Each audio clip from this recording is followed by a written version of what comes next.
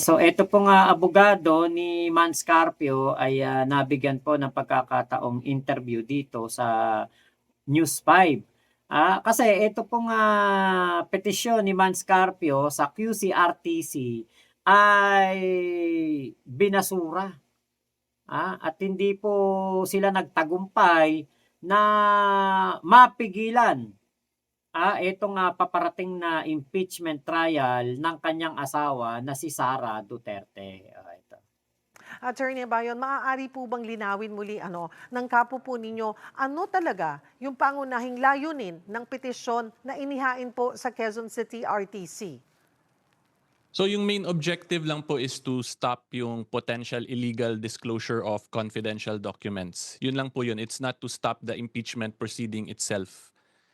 So ang nangyari naman po, yung nung April 29 hearing nila, hindi naman po dinisclose ng House of Representatives yung BIR box. Therefore, yung actual prayer po ni Attorney Mans dun sa petition na yun was in a way nasunod pa rin naman po eh. Kasi yung potential illegal disclosure lang po of confidential documents, yung main issue talaga. So ano po ang reaksyon nyo dito nga sa naging ruling ng Quezon City RTC na wala itong jurisdiction sa kaso? So despite the ruling po, since yun nga po yung action ng Committee on Justice and the Hindi naman BIR binuksan. commissioner himself ay yung yung pinaka-prayer is to prevent the illegal disclosure of confidential documents na achieve naman. Therefore, naman po, we do not really see a big problem with the current decision. However, we are still reserving the right to exhaust all available legal remedies via a potential motion for reconsideration or kung mag-appeal na lang kami next sa higher court. So may plano pa ba kayo, though hindi na nga napuksan, na it remained Yes. unopened, pero sa pagkakaalala ko, kung tama po ko, ay pwede pa rin itong mangyari kung ma-impeach po ang Vice Presidente sa Kamara at ihain na ito sa impeachment court. Doon nandoon yung posibilidad na mabuksan itong kahon na ito? Yung base kasi sa statements ng HORCOJ, sa Senate impeachment trial na daw nila ipaubaya, if I'm not mistaken, yung pag-open ng BIR box. So currently, lang kami talaga ma'am, we're just observing kung ano yung mga magiging next steps. Basta yung concern naman talaga po namin is not to stop the impeachment proceedings but to fully protect lang po the right to life, liberty, and property of Attorney Mans. So in relation to this issue, yung pinaka-issue po dyan is yung right niya to privacy in relation dun sa confidentiality of BIR documents. Di dapat hiwalayan niya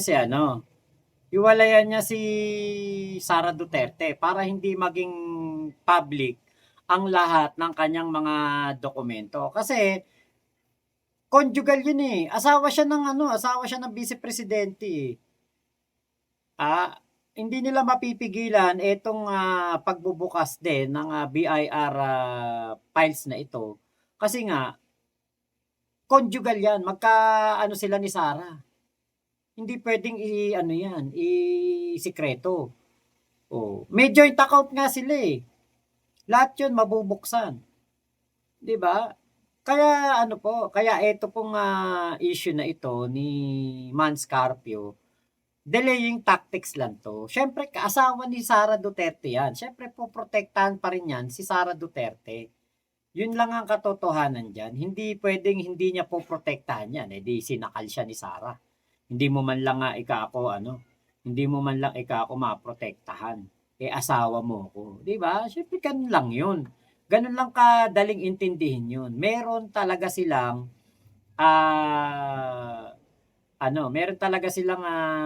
dapat ipaliwanag dyan sa mga bilyon-bilyong pera na sinasabing pumasok lang daw, dumaan lang daw, kahit ano pa paliwanag nila dyan, yung kaperahan na yan ay dapat nilang ipaliwanag sa mga Pilipino kung bakit sila binigyan ng ganyang kalaking halaga. Actually, napasama pa nga yung yung paliwanag diyan nung si Attorney Torion. Parang napasama pa nga yung paliwanag niya kasi sabi niya, dumaan lang ikayan. At hindi lahat nakip ng mga Duterte. Nako, doon pa lang, bakit diyan dumaan? Bakit diyan pinadaan sa Vice Presidente ang kaperahan na 'yan? Do'n pa lang, meron na talagang mali. Ayan, oh. Kuya Henry, nakikita ko naman si Big Mama, bakit po? Na-shoutout ko nga siya kanina, nung bago tayo kakaumpisa pa lang natin. Baka hindi niya nadinig. Okay. Egg silog. Basta lahat kayo makita ko dito, shoutout ko kayo. Doon nga kay Bungo nakita ko kayo, kung kaya ko lang kayo i-shoutout lahat, kaya lang di ko na kayang mag-type sa ang dami nyo Saka mabilis ang comment doon.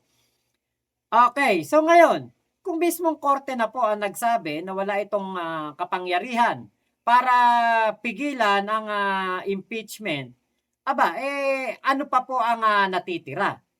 Kung mahigit 200 na ang handang bumoto, ano pa ang harang? Wala nang makakaharang dyan. Kung tapos na ang 1-year ban at kung may probable cause na, naku po, wala na pong TRO mula sa Supreme Court. Isa na lang po malinaw dyan. Umuusad na ang impeachment ni Sara Duterte. At kaya nga nangangaragnat na mga kahit na ngayon napapansin nyo sa Senado, si Marcoleta tarantang-taranta na. Hindi na malaman kung ano gagawin. Talagang wala na po makakapigil sa impeachment ni Sara. Kung napigilan niya ni Chis Escudero noong nakarang taon, ngayon hindi na. Ngayon po pag-usapan natin ang pinakahuling development na posibleng mabago ng political landscape ng bansa. Ito pong pagkakabasura ng RTC sa petisyon ni Manscarpio at kung bakit ito ang pinakamalaking indikasyon na bumabagsak na ang legal at political shield ni Sara Duterte. Noong pong May 2026, binasura ng Quezon City Regional Trial Court ang petisyon ni Atty. Manscarpio. Ang layunin po ng petisyon, pigilan ang impeachment proceedings laban kay Sara Duterte. Kasama pa dito ang pagtatangka na harangin ang sabpina ng Kongreso para sa kanilang ITRs at bank records. Pero malinaw po ang sinabi ng korte, wala silang jurisdiction sa impeachment. Sa madaling salita, hindi pwedeng gamitin ang RTC para pigilan ang proseso ng Kongreso.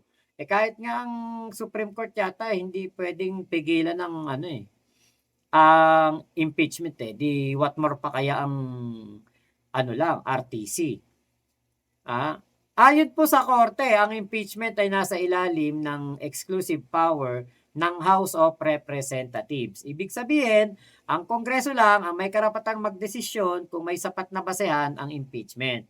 Hindi po ito pwedeng pakialamanan ng lower courts, injunctions, legal delay tactics. Ito ang tinatawag na separation of powers. Kapag pinayagan kasi na pigilan ng RTC ang impeachment, mapipilay ang buong sistema ng accountability sa bansa. Dahil kahit sinong opisyal pwedeng gumamit ng korte para umiwas sa pananagutan. Kaya yan yung hindi po napagtagumpayan ni Sara Duterte. Ngayon, ito po ang pinaka-importanteng punto. Hindi pwedeng makialam ang korte sa proseso ng impeachment. Dahil ang impeachment ay hindi po ordinaryong kaso. Ito ay political process na binigay ng konstitusyon sa Kongreso. Kaya malinaw ang mensahe ng korte. Hindi ito sakop ng RTC. At dito bumagsak ang isa sa pinakamalaking legal shield ng kampo ni Sara. Ngayon, ito pong mga ITR at bank records na gusto pong pigilan ni Manscarpio, hindi po talaga papayag ang korte diyan. Kasi nga, tandaan po natin, kapag may investigasyon tungkol sa public trust, confidential funds, at graft allegations, normal lang na silipin ang financial records. Hindi pwedeng sabihin na mag-imbestiga tayo pero huwag tignan ng pera. Dahil sa usaping accountability, mahalaga po ang financial trail. Ngayon yung nasa ano po, nasa 200 po na yes votes ngayon, napakarami na daw po talagang boboto sa ano, yung pagpabor sa impeachment ni Sara. Tandaan po natin na 106 votes lang ang kailangan para umusad ang kaso sa Senado. Pero kung 200 plus na ang boto, ibig sabihin po niyan, hindi lang ito simpleng political move. Ito ay pagkawala ng suporta at institutional distancing at lumalawak na consensus para sa accountability. Sa politika po, ang numero ay kapangyarihan at ang numerong ito, malinaw po ang sinasabi. Marami po talagang kongresista na boboto ng yes at gusto po na mawala sa pwesto itong si Sara Duterte. So, isa po sa pinakamalaking hadlang dati ang 1-year ban sa impeachment. Pero ngayon, tapos na ito. Ibig sabihin, wala nang legal na hadlang para umusad ang bagong impeachment complaint. Wala nang timing issue, wala nang procedural shield. At dito tuluyang bumagsak ang isa pang depensa ng kampo Duterte. So ngayon, nakitaan na rin po ng probable cause. Hindi lang po basta political noise ang usapan dito. Dumaan na ito sa committee hearings, evaluation ng mga ebidensya at deliberasyon. At ayon sa House Committee, may sapat na probable cause ito.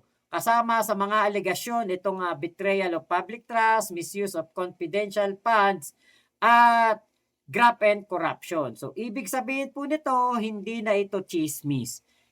Dumaan na ito sa proseso. Ngayon, ang pinakamalagang tanong, may TRO ba mula sa Supreme Court? Wala.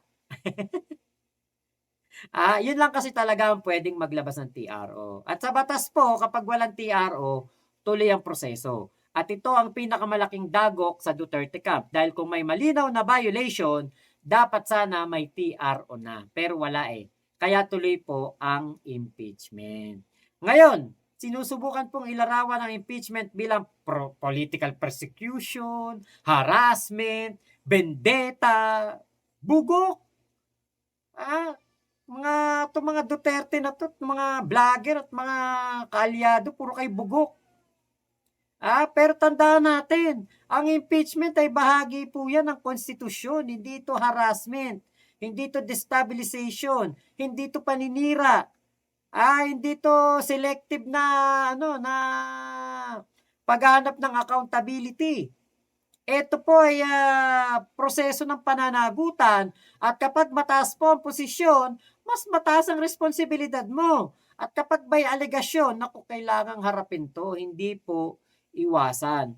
At ngayon, kung meron na pong RTC dismiss ng petition, walang TRO, may probable cause, tapos na yung 1-year bar, merong nasa 200 plus na yes votes.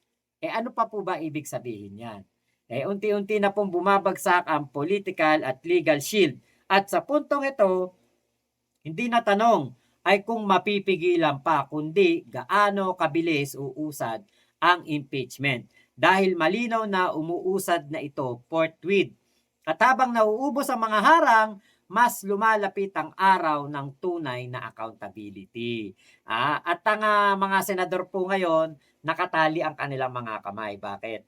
Kapag hindi nila tinuloy ang impeachment, hinarang ng mga kaalyado ni Sara, tandaan nila, lahat ng mga magre-re-election sa 2028, sa 2031, hanggang 2034, naku po, sigurado ako, hindi na kayo makakakuha ng boto sa taong bayan dahil pinigilan ninyo ang isang proseso ng ating konstitusyon na para po sa accountability. At yan po ang magiging malaking pagkakamali nitong mga supporter ni Sara Duterte na to.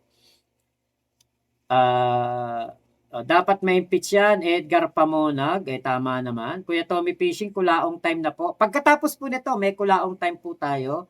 Ate Katrina Love, Mac, may message ako sa iyo, breaking news, okay po. Ate Michelle, kahit nananampal na yung mga ebidensya, magde-deny pa rin. Parang si kulaong lang yan. Parang si kulaong lang yan So mamaya topic natin 'yan si Kulaong. So ngayon po ang ating pong Pangulong Bongbong Marcos ay nasa ano, nasa Cebu at bising-busy po ang ating Pangulong Bongbong Marcos. Aba, kita nyo kung gaano kasipag ang ating Pangulo.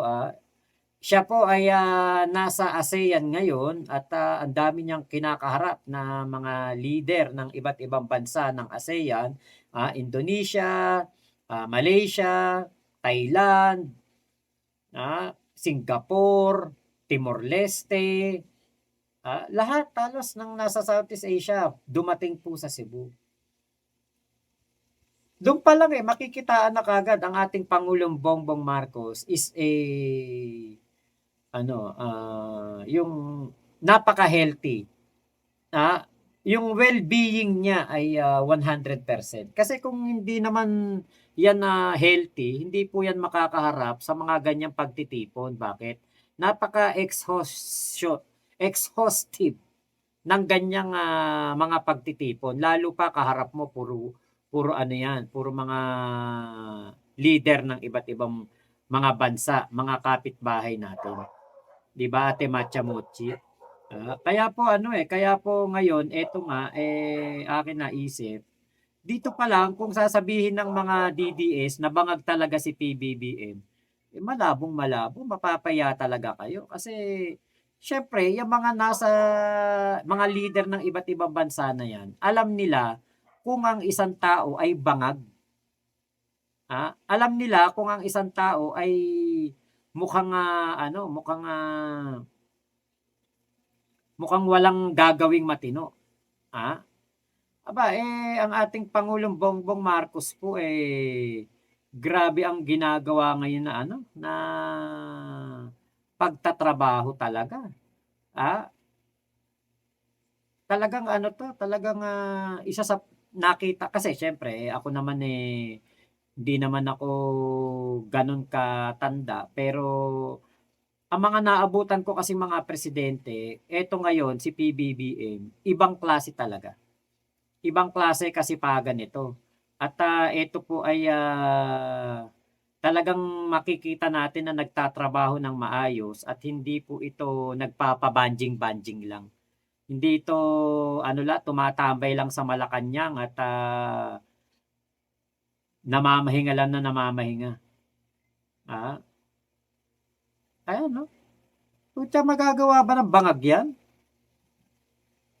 Alam nyo, nagulat din ako, hindi ko kasi alam yon na si PBBM pala, meron siyang trilateral meeting sa leader ng Thailand at Cambodia. Di ba naglalaban ng Thailand at Cambodia ngayon? Si PBBM ang isa sa namamagitan para magkaayos sila. Imaginin mo yun Bangag daw yan si PBBM. Talaga pala akong magaling lang talaga magbintang tong mga DDS na to at wala talagang katotohanan yung lahat ng kanila binibintang kay PBBM. Baka nga sila pa yung bangag talaga kasi ayaw nilang tumigil sa sa pagbibintang ng masama sa ating Pangulong Bongbong Marcos. So yun lamang po, ako po'y magpapaalam na sa inyo dito sa aking live na ito. Ano ba yun? Check ko daw message. Okay, ano ba yun? Okay, yun pala yun. Nagwi-withdraw na si Kaufman. Wala nang pambayad siguro. Kasi yan ang yan po ang imahe ni Kaufman. Kapag wala ka ng pera pambayad sa kanya bilang abogado sa ICC, lalayasan ka talaga niyan. So yun lamang po, maraming salamat sa pagsama niyo po dito sa aking live na ito. Ingat po kayo. Nasa mang panig kayo ng mundo mo, chup chup, love you, God bless us all, Pilipinas. God first, salamat po. Thank you. Pagkatapos po nito, Kulaong time na.